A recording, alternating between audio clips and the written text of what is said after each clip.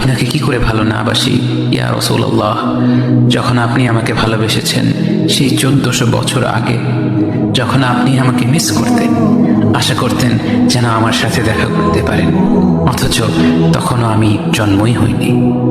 সেদিন সাহাবীরা আপনার চোখে পানি দেখে বলল, ইয়া রাসূলুল্লাহ, আপনি কাঁদছেন কেন? আপনি বললেন, আমার ভাইদের খুব দেখতে ইচ্ছা করছে।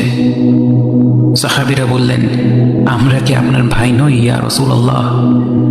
আপনি বললেন, না, তোমরা আমার সাহাবী। আমার ভাই হলো তারা যারা আমার পরে আসবে এবং আমাকে কখনো না দেখেও তারা আমাকে বিশ্বাস করবে।